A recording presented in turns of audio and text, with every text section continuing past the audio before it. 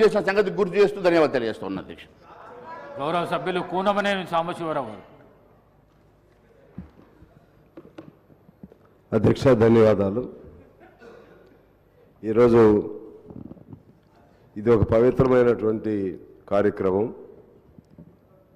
ఈ దేశానికి ఎంతో సేవ చేసి దేశానికి గతి గమనాన్ని నేర్పినటువంటి ఇవాళ ప్రపంచంలోనే 5 అడ్వాన్స్డ్ ఫుల్లీ డెవలప్డ్ కంట్రీస్లో మన భారతదేశం ఒకటిగా చేరటంలో ప్రధాన భూమికి పోషించినటువంటి పెద్దలు, గౌరవనీయులు, స్థితప్రజ్ఞులు శ్రీ మన్మోహన్ సింగ్ గారికి నివాళి అర్పించేటువంటి కార్యక్రమం.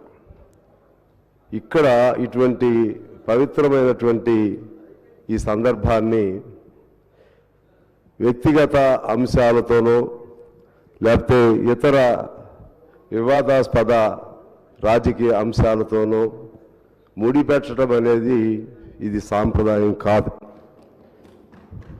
వాజ్పేయి గారు లాంటి వాళ్ళైనా లేకుంటే ఇంకా పెద్ద స్థాయిలో ఉన్నటువంటి వాళ్ళైనా సరే, జాతీయ స్థాయిలో ఉన్నవాళ్ళైనా సరే, నాకు తెలిసి ఇటువంటి సంతాప సభల్లో మరొక అంశాన్ని జోడించి మాట్లాడినటువంటి ఘటన నేను ఎక్కడ చూడలేదు.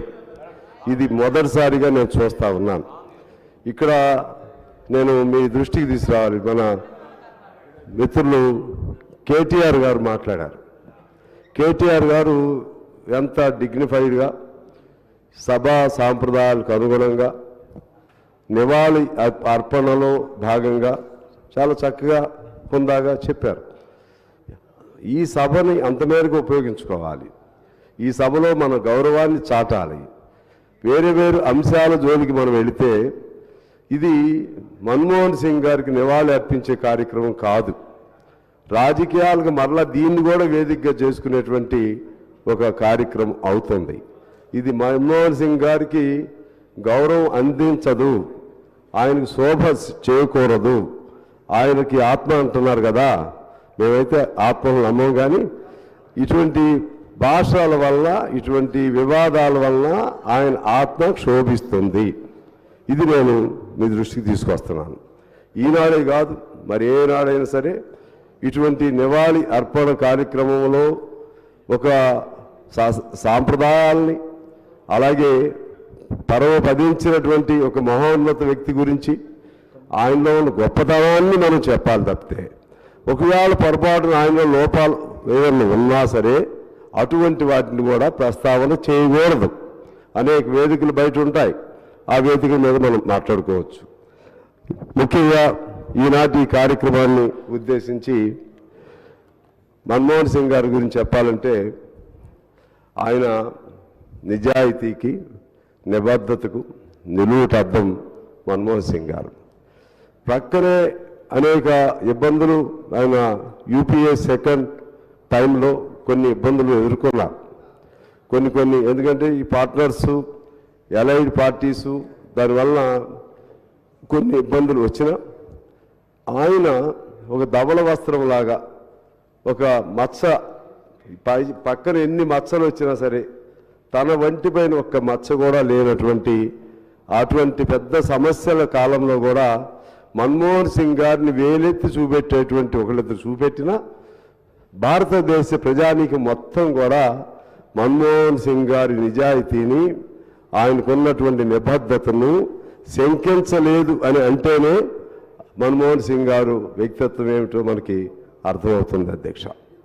అదేవిధంగా ఇక్కడ యూపీఏ 2లో కొద్దిగా కమ్యూనిస్టుల పాత్ర కూడా యూపీఏ 1లో మీ దృష్టికి తీసుకురావాలి. యూపీఏ 1లో అనేక మహత్తరమైనటువంటి చట్టాలను రూపొందించారు. అందులో భాగంగా కోట్లాది మందికి ఇవాళ ఉపాధి కల్పిస్తున్నటువంటి ఉపాధి హామీ చట్టాన్ని పేర్కొనడం జరిగింది. అలాగే మన సమాచార ఆర్టీఐ హక్కు చట్టాన్ని ఆనాడు ఆమోదించడం జరిగింది. అదేవిధంగా భూ నిర్వాసితుల సంబంధించినటువంటి ఒక గొప్ప చట్టాన్ని కూడా తీసుకురావడం జరిగింది. అదే సమయంలో అటవీ హక్కులకు సంబంధించి పోడు భూములు సాగు చేసుకుంటున్న వాళ్ళకి సంబంధించినటువంటి ఒక గొప్ప చట్టాన్ని కూడా తీసుకురావటం జరిగింది. ఇలా అనేక అంశాలు కమ్యూనిస్టుల స్నేహితం వలన, ఆ రోజుల్లో కమ్యూనిస్టుల ప్రభావం వలన ఈ భారతదేశ గమనాన్నే మార్చేటువంటి, మార్గాన్నే మార్చేటువంటి అనేక చట్టాలని కమ్యూనిస్టులు సలహాలు ఇచ్చారు, వారు స్వీకరించారు, వాటిని సరైన రీతిలో పేరు పెట్టారు, సరైన రీతిలో అన్వయించారు. ఆ క్రమంలోనే నేను ఇవాళ ఆ కమిటీ డ్రాఫ్టింగ్, ఉపాధి చట్టం డ్రాఫ్టింగ్లో సీతారాం యేచూరి గారు ఉన్నారు, అలాగే గురుదాస్ దాస్ గుప్తా గారు ఉన్నారు, సురవరం సుధాకర్ రెడ్డి గారు కూడా ఉన్నారు. అంతటి గౌరవం ఇచ్చారు, కమ్యూనిస్టులు కూడా ఇచ్చారు. సరే, సెకండ్ టైం అణు ఒప్పందం దీని దగ్గర బ్రేక్ అయ్యింది, మేము కలవలేకపోయాం, అది వేరు సంగతి. అందువలన అనేక గొప్ప చట్టాలు కూడా రూపొందింది మన్మోహన్ సింగ్ గారి కాలంలోనే. ప్రధాని ఆనాటి పివి నరసింహారావు గారిని కూడా ఇవాళ మనం గుర్తు చేసుకోవాలి. మన్మోహన్ సింగ్ గారికి ఆర్థిక శాఖ మంత్రిగా ఆయన ప్రమాణ స్వీకారానికి పిలిస్తే ఆయన ఇది ఒక జోక్ అనుకుని ఆయన ఆ ప్రమాణ స్వీకారానికి కూడా అన్ప్రిపేర్డ్గా ఉన్నారని చెప్పి పత్రికల్లో చదివాం. అంటే మన్మోహన్ సింగ్ గారిలో ఉన్నటువంటి విఘ్నతను, ఆయనలో ఉన్నటువంటి జిజ్ఞాసను, ఆయనలో ఉన్నటువంటి అంకిత భావాన్ని, ఆయనలో ఉన్నటువంటి ఈ దేశానికి సంబంధించినటువంటి ఆర్థిక విశ్లేషణ, ఇవన్నిటినీ పివి నరసింహారావు గారు ఎలా అర్థం చేసుకున్నారో చాలా గొప్ప విషయం. ఒక మేధావి మరొక మేధావిని అర్థం చేసుకున్నంత గొప్పగా ఒక సామాన్యుడు ఒక మేధావి మనసులో ఉన్నటువంటి భావాల్ని అర్థం చేసుకోలేరు అధ్యక్ష. ఆ విధంగా అర్థం చేసుకుని ఆయన ఆర్బీఐ గవర్నర్ చేశారు, అదేవిధంగా ఫారెన్ సర్వీస్లో చేశారు, పంజాబ్ యూనివర్సిటీలో ప్రొఫెసర్గా చేశారు, ఢిల్లీ ఎకనామిక్ దీనిలో యూనివర్సిటీలో ప్రొఫెసర్గా చేశారు. అంత గొప్ప వ్యక్తిని మరొక గొప్ప వ్యక్తి గుర్తించి ఆ విధమైనటువంటి అవకాశం ఇచ్చారు. అదేవిధంగా ఒక దశలో పివి నరసింహారావు గారు, నేనైనా మీకంటే ఎక్కువ చేయలేను, మీరు నాకంటే చాలా సమర్థవంతంగా బాధ్యతను నిర్వర్తిస్తున్నారని చెప్పి పివి నరసింహారావు గారు మన్మోహన్ సింగ్ గారికి కితాబు ఇచ్చినటువంటి విషయాన్ని మనం గమనంలో తీసుకున్నాం. అలాగే మన్మోహన్ సింగ్ గారు కేవలం పదవి కోసం అనేది కాదు, విశ్వసనీయతకు కూడా ఆయన చాలా గొప్ప ఆయన అర్థం పట్టిన వ్యక్తి. పివి నరసింహారావు గారు కష్టాల్లో ఉన్నప్పుడు ఆయన ఇంటికి వెళ్ళి పలకరించాడు. పివి నరసింహారావు గారు కేసుల్లో ఉన్నప్పుడు ఆయనకి మనోధైర్యం ఇచ్చాడు. అంటే ఏ పార్శ్వానికి ఆ పార్శ్వంగా చూడగలిగినటువంటి మహోన్నతమైనటువంటి వ్యక్తిత్వం, సముచితమైనటువంటి స్థితప్రజ్ఞత కలిగినటువంటి మేధావి, అలాగే సామాజిక వేత్త, అదేవిధంగా మానవ సంబంధాలలో పరస్పర అనుభూతి అనుబంధం కలిగినటువంటి గొప్ప మానవతావాదిగా కూడా మన్మోహన్ సింగ్ గారిని మనం గౌరవించాలి. చాలామంది మౌనం అంటే సరే ఇప్పుడు చెప్పే పెద్ద పెద్ద మాటలు చెప్తున్నారే, ఆయన బ్రతికున్నప్పుడు ఎన్ని అపహాస్యాలు చేశారు అధ్యక్ష, ఎన్ని అపహాస్యాలు చేశారు. ఆయన ఒకళ్ళు ఒక స్టైల్, ఒకళ్ళు ఎక్కువగా డెమగాగ్గా ఉంటారు, ఒకళ్ళు ఎక్కువగా మాట్లాడుతూ ఉంటారు, ఒకళ్ళు ఎక్కువగా అందులో విషయం ఏముండదు, ఎక్కువ మాట్లాడుతూ ఉంటారు. ఆయన మాట్లాడరు. ఓ పాట కూడా ఉంది అధ్యక్ష, మౌనమే నీ భాష ఓ మనసా అని. ఆయన మౌనమే ఆయన భాష. పివి నరసింహారావు గారికి ఆయనకి సారూప్యత ఉంటుంది. పివి నరసింహారావు గారిని కూడా మనం గుర్తు తెచ్చుకుంటే అనేక సందర్భాల్లో ఎక్కువ ఆయన చెప్పేవాడు కాదు. పెద్ద పెద్ద క్రిటికల్ సంక్లిష్టమైన సమస్యలైనా సరే ఆయన మాట్లాడకుండానే పరిష్కారం చేసేవాడు. ఏమనేవాడంటే, law will take its own course, time will resolve all the problems. Those 2 words generally he use to utter those 2 words. ఇది ఆయనలో ఉన్న గొప్పతనం. ఒక్కొక్కడు ఒక స్టైల్, వాజ్పేయి గారిది ఒక స్టైల్, నెహ్రూ గారిది ఒక స్టైల్, అలా ఒక్కొక్కడు ఒక స్టైల్. అందుకని దాన్ని కూడా అపహాస్యం చేసినటువంటి వాళ్ళని కూడా చూసాం అధ్యక్ష. కానీ అంతిమంగా ఏం రుజువైంది? అంతిమంగా తను అది కూడా స్థితప్రజ్ఞత, ఇంకొకళ్ళని లూజ్గా మాట్లాడకుండా తన పని తాను చేసుకుపోవటమే, తనకు ఇచ్చిన బాధ్యతను తాను నెరవేర్చడమే గొప్ప దేశభక్తిగా భావించినటువంటి దేశభక్తుడు మన మన్మోహన్ సింగ్జీ. దాన్ని మనం నివాళులు అర్పించాలి. ఆ రీతిలో మనం నివాళి అర్పించవలసిన అవసరం ఉంది.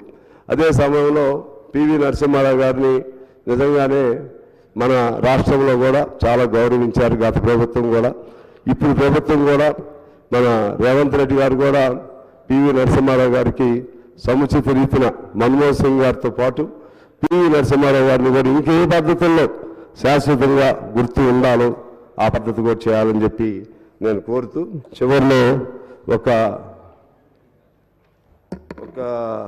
చిన్న పోయం చెప్పి నేను సెలవు తీసుకుంటాను అధ్యక్ష. అది 1950s హోచిమిన్ గారు నెహ్రూ గారికి ఒక లెటర్ రాస్తారు. అందులో హోచిమిన్ ఉత్తర ఉన్న వియత్నాం అధ్యక్షులు, అప్పుడు అధ్యక్షులు కాదు, స్ట్రగుల్ చేస్తున్నాడు జాతీయ విముక్తి పోరాటాలు. సో దాన్ని కొద్దిగా నేను slightly I changed this one and I'm applying to the present scenario. అందులో ఆయన ఏం రాస్తారంటే, I'm struggling, you are active. I'm struggling, you are active. అంటే అక్కడ మీరు యాక్టివ్గా ఉన్నారు, ఇక్కడ నేను స్ట్రగుల్ చేస్తాను. నెహ్రూ గారికి రాసింది. ఇక్కడ నేను అప్లై చేస్తున్నానంటే I'm struggling with inner peace, ఇది మన్మోహన్ సింగ్ గారికి అప్లై చేస్తున్నా. You are active in the public field. I'm struggling with inner peace, you are acting in the public field. ఇది మన్మోహన్ సింగ్ గారు పివి నరసింహారావు గారికి చెప్పిన పదంగా నేను అన్వయిస్తున్నాను అధ్యక్ష. I'm in deep thoughts, you are in perseverance. I'm in deep thoughts, you are in perseverance. నేను దీర్ఘమైనటువంటి ఆలోచనల్లో నేనున్నాను, మీరు దాన్ని కార్యాచరణలో పెడుతున్నారు. అది మన్మోహన్ సింగ్ గారు పివి నరసింహారావు గారికి.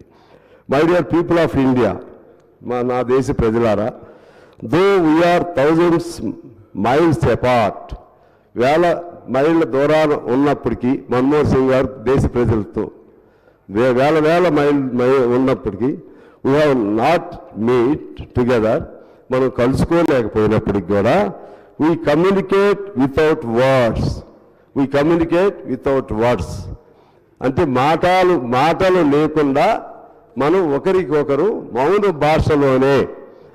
భాషలోనే ఈ దేశ పరిస్థితులు, లేకపోతే సమస్యలు, లేకపోతే ఇబ్బందులు, పరిష్కారాలని మనం కమ్యూనికేట్ చేసుకుంటున్నాము.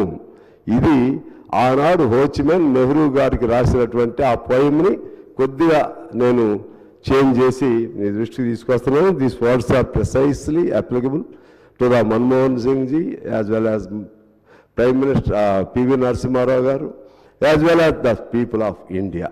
ఆ విధంగా ఆయనకి ఘనమైన నివాళి సిపిఐ పార్టీ నుంచి నేను అర్పిస్తూ, అటువంటి గొప్ప వ్యక్తుల్ని మన భారతదేశంలో పుట్టినందుకు మనందరం సంతోషపడుతూ, ఇంకొక విషయం మర్చిపోయాను అధ్యక్ష, he is known for simplicity as well as PV Narasimha Rao గారు. పివి నరసింహారావు గారు చివరి ఇంటిని కూడా అమ్ముకోవడానికి ప్రయత్నం చేసింది నేను చదివాను. అప్పుడు ఆయనకు అవసరమైనటువంటి ఖర్చులు దీనికోసం. మన్మోహన్ సింగ్ గారు తన భోజనాన్ని తానే ఓ చిన్న 2 చపాతీలని టిఫిన్ క్యారియర్లో పెట్టుకుని తీసుకెళ్ళేవారు పార్లమెంట్ కానీ చదివాను అధ్యక్షుడని. అటువంటి సచ్ సింపుల్ పర్సన్స్ మన భారతదేశంలో పుట్టినందుకు మనందరి గర్వకారణం. తెలంగాణ రాష్ట్ర ఏర్పాటులో క్రియాశీలకంగా ప్రధానమంత్రిగా ఉండి ఆయన ఎటువంటి అడ్డంకులు కల్పించకుండా, ఎందుకంటే విఘ్నాలు కల్పించే వాళ్ళు చాలామంది ఉంటారు అధ్యక్ష.